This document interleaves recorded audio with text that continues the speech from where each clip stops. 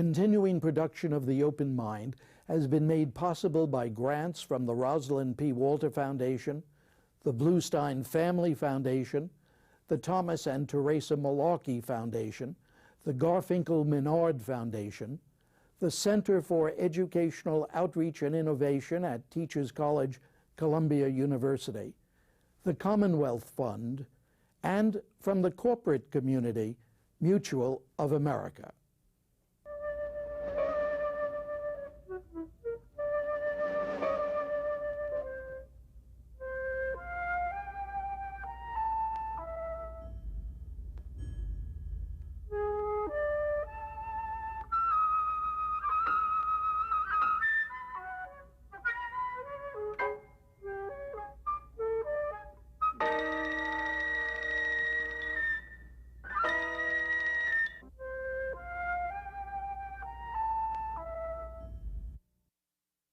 I'm Richard Heffner, your host on The Open Mind. And you know, in the half-century since I began talking to guests here on the air, there have been any number of fascinating men and women I so very much look forward to meeting. Eleanor Roosevelt, Martin Luther King, Norman Cousins, Fred Allen, Mario Cuomo, Milton Friedman, Margaret Mead, Norman Mailer, Eric Fromm, and the list really goes on and on. But I don't think I've ever before so much wanted to engage another's mind, to parse his or her wit and wisdom, to discover what informs his or her sense of the nature of human nature, as today, when my guest on The Open Mind is, quote, a flamboyantly candid judicial activist, as Larissa McFarquhar called him, in what I'll just identify as a delightfully challenging profile in the New Yorker magazine a few months ago. Though Judge Richard A. Posner of the Seventh Circuit Court of Appeals in Chicago is by all accounts one of the most powerful jurists in the country, my guest told the New Yorker, quote, I'm not fully socialized into the legal profession. I'm like an imperfectly housebroken pet. I still have difficulty understanding, and this is something that most people get over in their first 2 weeks of law school, lawyers spouting things that they don't believe. If someone is obviously guilty, why do you have to have all this rigmarole?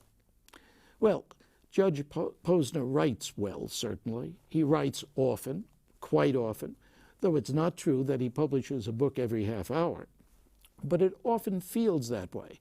And as the New Yorker quotes Milton Friedman, he's a very brilliant fella, and he's written on everything under God's green sun. What else do you want? Well, what I want today starts not with my guest's controversial recent volumes on Bill Clinton's affair and impeachment, or on the Supreme Court's selection of Bush over Gore as President of the United States, but rather with Judge Posner's provocative Public Intellectuals, a Study of Decline, published by Harvard University Press, and reviewed in the Los Angeles Times as cornering the market in chutzpah, and poked fun at a bit in the New York Times for creating still another top 100 list. Only this time it's intellectuals, ran the story's heading. Now, some commentary by Judge Posner's Public Intellectuals he dismisses as little more than kibitzing, and for some of them he borrows a French sociologist's characterization as le fast talker. So that no slow talker himself, I think it best for me to ask the judge to illumine his own thesis concerning Public Intellectuals, a Study of Decline. Who are they, these public intellectuals, and why are they declining? I think that's a fair question, Judge, don't you? Judge Yeah, Posner? that's fair. Well, what I mean by a public intellectual is not everyone's definition. It's an intellectual, a sense of someone who's using general ideas from philosophy or history or from the sort of cultural tradition to address issues of immediate public interest, but also who's trying to reach the public directly through the popular media, rather than just being content with the kind of indirect influence that an academic thinker might have. Richard Posner, for instance? Oh, not really, because this is an academic book. Most of what I have written is academic. But I'm thinking more of people who are making a big effort to get onto the television, radio talk shows, write op-eds for newspapers, sign petitions and full-page advertisements on matters of current concern. I don't do that sort of thing. Why decline, though? Why do you call it a decline? Because if you think of the great public intellectuals of the past, starting with Socrates and Seneca and Cicero and Jeremiah, if you want, other prophets of doom, and then coming into the 18th and 19th centuries, people like Voltaire, John Stuart Mill, and then into the 20th century with, Edmund Wilson, George Orwell, Arthur Koestler, and so on. Most of these people were not academics, and what they brought to the table was their intellectuality, but also, life experiences and breadth of interest, and that made it possible for them to address a broad range of issues that were important to people, but address these issues in a very intelligent way. But now, most of the brilliant people, the people who have the sort of ability that the ones I've named had, they're almost all professors. And that life and the type of vocation that a modern professor has, I think, is inimical to being a broad-ranging intellectual dealing with current issues in an intelligent way. Does that mean that your study is really a study of the decline of the academic? No, it's a decline of this particular type of intellectual who addresses current issues in a way that the public can understand. In a way, it's the opposite. It's the rise of the academy, the expansion of universities, the elimination of the barriers, based on race and sex and so on, to becoming a professor, that have sort of sucked the brilliant people into the academy. And it brings them in, and it gives them tenure, and it gives them, satisfying work, and gives them decent salaries. But in exchange, they lead this cloistered life. They never leave school. They go from graduate school to teaching, so on. The whole life is in the university. And the condition for success for modern academics is to be specialized. And the specialization becomes narrower and narrower as there are more and more academics, more and more publishing.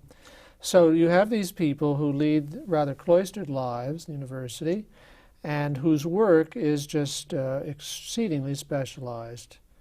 For example, when I was on the faculty board of the University of Chicago Press, a manuscript was submitted by a historian. It was about the 1958 World's Fair in Brussels. And this manuscript was sent out to be reviewed, be refereed, by other historians who had written about World's Fairs. And these historians reported that this fellow's manuscript on the 1958 World's Fair was a significant contribution to World's Fair history. So I realized World's Fair history had become a field within history. And when you have people who are this narrowly specialized, and then the press comes along and says, well, what do you think of President Clinton's impeachment, or what do you think of the 2000 election, what do you think of how we should fight terrorism? These people, although they have academic credentials, and they're intelligent people and articulate, which makes them attractive to the media, they don't have the kind of breadth or the kind of either the intellectual breadth or the life experiences which would enable them to address issues outside their specialty. Where are the Socrates? Where are the Voltaires? Where are those other? Well, I think people like Socrates and Voltaire and George Orwell and John Stuart Mill, the clearest of these, I think they would be academics today, and they would have very narrow fields of specialization. And as a result, you wouldn't consult them about general questions, whether it was religion in Voltaire's case, or the education of the young, or political system in Socrates' case, or liberty and the democratic process in Mill's case, and totalitarianism in Orwell's case. So So yeah, I say the most intellectually able people, or I shouldn't say necessarily, I mean, you know, they're brilliant engineers and brilliant businessmen, but people who have a kind of intellectuality and who are very smart, most of them are being sucked into the academies, some into think tanks, but think tanks are very much like universities. And so they're not having, as I say, the kind of life experiences or breadth of reading, breadth of intellectual contacts and interests that characterize these early Republican intellectuals. Now, you make the point that statistics can be applied to the question that you raise. How did you do so, and what are the results? Yes, I was interested in whether there were patterns in public intellectual activity. And what I did, I compiled a list, mostly catch as catch can. Now, there was a book published in about 1970 by a professor named Kadushin. I'm not sure if I'm pronouncing it correctly. Never met him. And he had created a list of 70 public intellectuals. Actually, many of them, most of them still alive, many of them still active. So I used his list, and then the public intellectuals that I discussed in my book, I put on the list. And eventually I got up to about 546 public intellectuals. And I realized that the list was becoming unwieldy, but also was radically incomplete. You could easily go up to 1,000. And these are just people active in the 20th century. But what I wanted to see was such characteristics as how many were academics, how many were distinguished academics, how did it break down by race, sex, ethnicity, field of study, or field of their vocation. How many were foreign, how many American, how many dead, how many living, and for these I was worried by the clearly both non-random and non-representative character of my list of 500 plus. So I looked simply, most of my statistical analysis is based on the 100 who received the most mentions in the media. I did a computer search using a program that will count the number of times a person is mentioned in newspapers, magazines, and radio and television talk shows. And so I looked at simply the 100 most cited by these popular media, and these are the sort of the most media celebrated public intellectuals, and I was interested in these various characteristics of them. Is this because you believe that in terms of what we as a people think, these are the people who help us think what we think? These are the people who reach us with their ideas? Oh yes, these are the people who have the greatest access to the public via the popular media. They're not necessarily the most influential people, because you can be influential by writing for a small intellectual coterie, but it gets out and it's picked up by journalists and communicated to the public. But these are the people who are directly addressing the public, they're directly reaching them, and as a result they get mentioned a lot in the popular media. So they are sort of the celebrity public intellectuals, or I say not necessarily the most influential. And I don't know how much they actually sway public opinion, because my impression is that mainly the public, those relatively small number of the public who pay attention to these public intellectuals, are mainly listening to the people who have the same views as they do. There's, I think, a lot of this public intellectual activity is sort of solidarity building. A member of the public might have very definite views, liberal, conservative, what have you, religious, atheistic, doesn't matter what. And if this person discovers that there are credentialed, articulate, brilliant people who have the same views, that's very reassuring. And so I don't think it's an accident that the intellectual magazines like the New Yorker and the New Republic and National Review and American Prospect and so on, they tend to be rather editorially uniform. You don't have many magazines that have liberal and conservative articles. Sometimes, like the New York Times op-ed page, you have a token conservative, or a conservative magazine like the Wall Street Journal, or conservative newspaper Wall Street Journal has its token liberal. But generally, these various organs are monolithic, and that's, I think, because their readership are the people who want to be reassured that their position in the political spectrum is also occupied by articulate and credentialed and brilliant people. They can read them, they can be reassured, and they can get arguments which they can use with their friends. But Judge Posner, if they are talking to the convinced, if they're talking to those who share their points of view, what difference does it make? What's the significance of this decline of the public intellectual? Well, I don't think it's some kind of national crisis. I don't think it's very serious, because as you say, yes, I do think much of it is preaching to the converted. That does have an effect, though. I mean, it does tend to polarize opinion. That is, it means that fewer people hold their views tentatively because they've gotten reassurance from what appear to be experts. So it would be nice, I would think, if a lot of people took the view that about many issues they didn't have any view at all because they're too difficult, they're too complicated. But instead, they can point to someone in a magazine or on a TV show who appears to be an expert and has taken their position emphatically.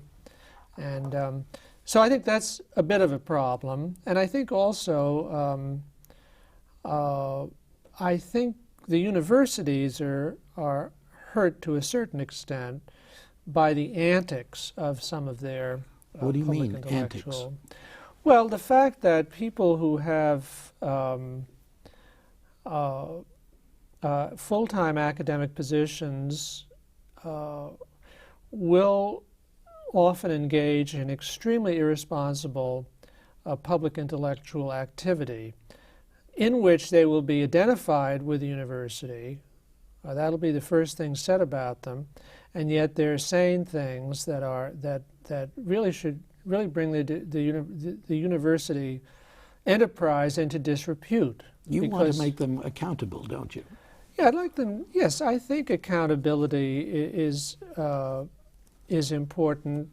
It's like these accounting problems, business problems. If no one is keeping score, no one is monitoring one's activities, then the temptation to be lazy and to be willful is considerable.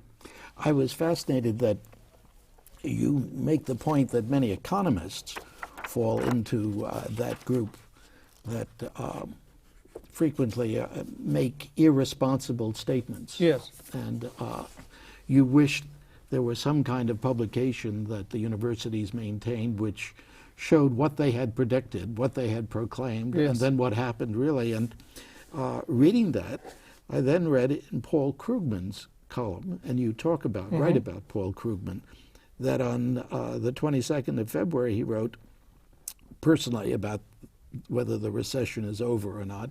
Personally, I find the pessimists more convincing than the optimists, though any economist who honestly keeps track of his own forecasting record quickly learns to be humble.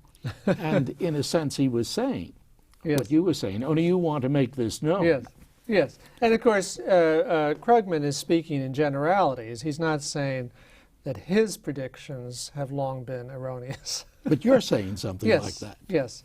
But I'm surprised how these people, economists and many other members of other disciplines, have been making wrong predictions for many years, but they continue to be regarded as experts and to be interviewed and taken seriously, and their books read and so on. You know, when you made that point, and you make it very well. I wondered if we were to take, if you were to take, or some other scholar were to take the pronouncements of that older, not yet declined group of intellectuals who weren't associated with the academy, to see how prophetic they were. I wonder what we'd discover.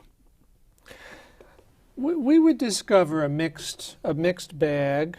I mean, clearly you would find. See, of course, the problem is it's very difficult. It's one of the reasons I did try to do some statistical analysis. It's very difficult to be systematic because you're dealing with a vast array of writings that no one has really tried to, compass comprehensively. But you can certainly, I mean, people like John Stuart Mill can be read today with profit because they, although in his case, talking about his mid-19th century, but his discussion of liberty and tyranny of public opinion and conditions for effective democracy are extremely modern. Another example would be Tocqueville, who's, you read his book, Democracy in America, written in about 1830s and 40s, and it's quite contemporary in many ways. And coming into the 20th century, people like John Maynard Keynes wrote with certainly prophetic knowledge about, well, particularly about the Versailles Treaty. On the other hand, even among great public intellectuals of that era, like George Orwell, you'll find a number of erroneous predictions. For example, he predicted that World War II would result in a socialist revolution in England. Now, it did result in a socialist government coming to power, but not the sort of thing he envisaged. And he probably exaggerated the efficacy of brainwashing by communist countries. But there's tremendous insight and occasional mistakes. But the public intellectuals that I focus on in my book, modern American academic public intellectuals, tend to be people who've made a lot of mistakes, but I don't see the great insights. And of course, there are exceptions. You mentioned Milton Friedman. That would be a dramatic exception. And I think, Henry Kissinger, I think, is a very distinguished public intellectual. But some of the people I talk about, like Lester Thoreau and Edward Luttwak, and Noam Chomsky and Paul Krugman. It seems to me their public intellectual writing is really deeply flawed because of the percentage of erroneous evaluation, mistaken predictions just seems too high. I gather too you feel that many of those, or a large proportion of those predictions, not prophecies, because they are declinist in nature, because they talk about I day me and woe is me. Yes. That this is a pattern. Yes, this is another.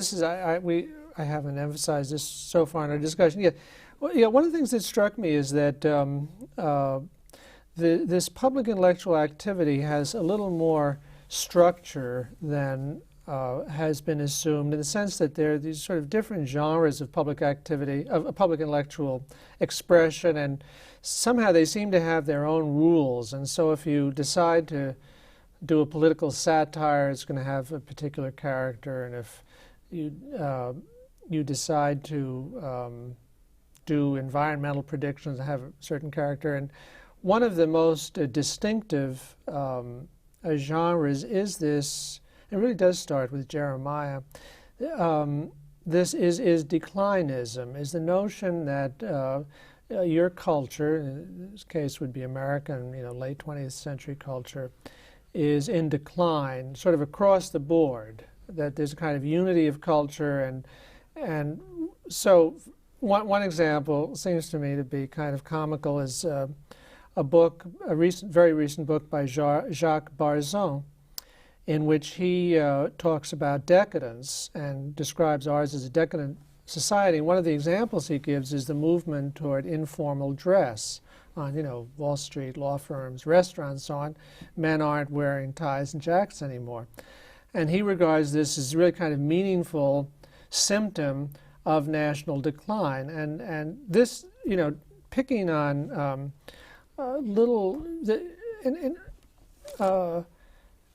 Gertrude Himmelfarb's book, One Nation, Two Cultures, I think that's the title, is another example. That is, you pick on little things that annoy you.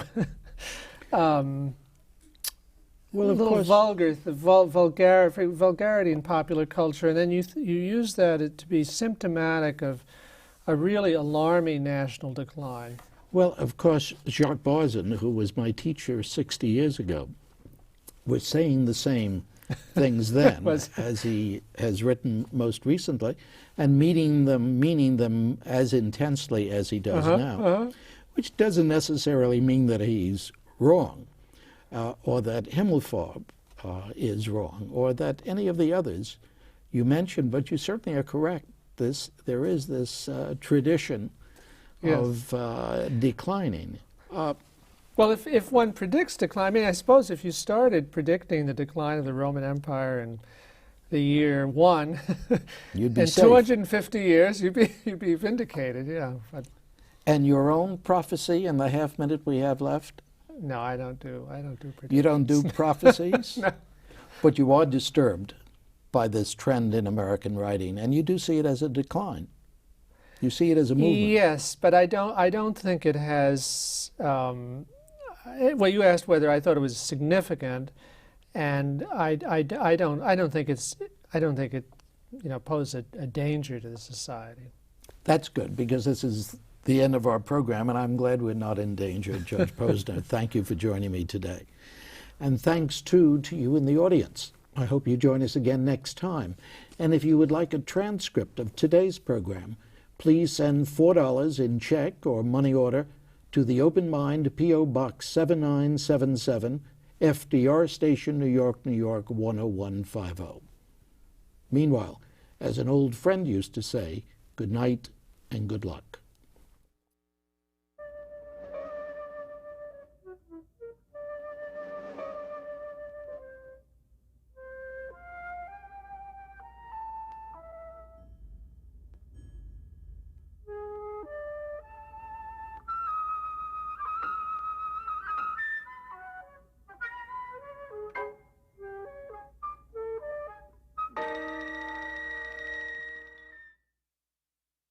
Continuing production of The Open Mind has been made possible by grants from the Rosalind P. Walter Foundation, the Bluestein Family Foundation, the Thomas and Teresa Malarkey Foundation, the Garfinkel Menard Foundation, the Center for Educational Outreach and Innovation at Teachers College, Columbia University, the Commonwealth Fund, and from the corporate community, Mutual of America.